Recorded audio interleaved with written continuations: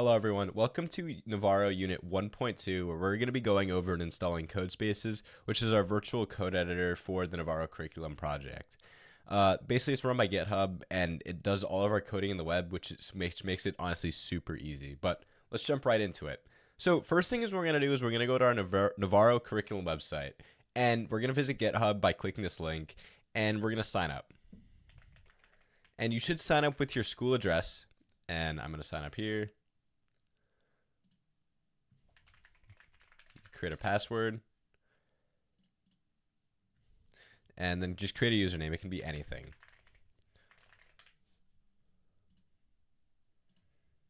All right, and so after the longest verification that I've ever done in my life, we're gonna get a verification email, and we're gonna go to our email and type in this code.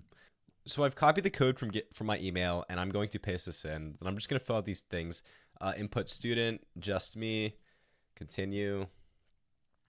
We don't need any of this. Actually, yeah, we don't really. Turn on collaborative coding, which is probably the thing that you want. And then just continue for free. So next we're going to click this link, which is a repository. And how GitHub works is there's projects that you can create, which are, code bases with code in them called repositories. And basically they have all these files in them that are uploaded that you can view online. So once we actually have this repository open, we're going to click code and we're going to click create code space on master. And what it's going to do is going to shoot up this new environment where we can put all our code in, run things, and basically run this website that this guy created, which is his portfolio website. And it's going to just run up a whole virtual code editor that we can use to edit this website and run it on the web. So it's going to take a little bit to load, but yeah. Yeah. And so once it's loaded, we're going to open up this thing called the terminal, right? So here on the left side of our page, you can kind of see the files that we have. All this sort of stuff. We're going to definitely get into the whole file structure and what React is, which is kind of a framework, which is what this website is running on, spoiler alert. But for now, we're just going to let this terminal thing basically do its thing, right? It's running npm install right now, which is basically installing a bunch of dependencies for our project, which are kind of thinking them as like mods per se, right? If you have a Minecraft server, then you're running a Minecraft thing and you're installing mods. That's basically what npm install does, but kind of getting ahead of myself there. But yeah, I'm gonna let this run until it finishes downloading, and yeah. So yeah, once it's actually downloaded, what we're gonna be able to do is head to this new button right here. It's like a plus sign, and we're gonna open a new terminal. And what that button did was open a new terminal.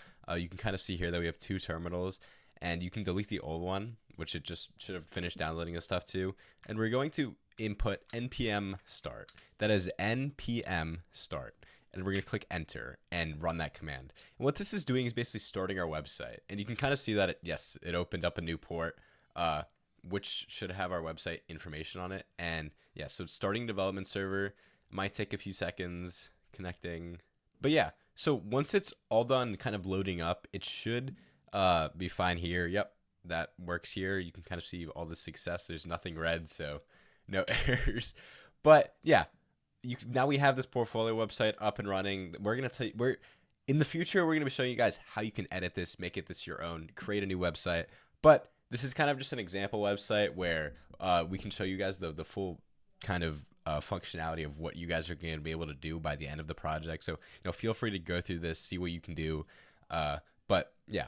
And so before I end, I want to emphasize that this is the homework that you should be doing for this unit, which you can see it all in the notes section. But what you're going to do is basically copy all this right here, and you're going to open up a new Google Docs.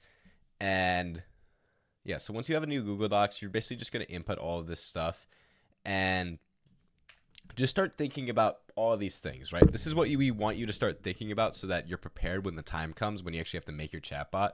But yeah, just think about stuff that interests you, right? What kind of chatbot do you want to make? Get some ideas. Think about the character. Is it friendly, casual, all this sort of stuff. And we have a bunch of examples here for you, but what we want you to do is go down here and actually start writing what you want your chatbot to be, right? So make a Google Doc, have the outline of all of your chatbot requirements, what you want it to do, and just start outlining and thinking of stuff right now, right? Because that's going to make the whole process easier when we actually get to it in the future. But yeah, I hope you enjoyed this video and see you in Unit 2.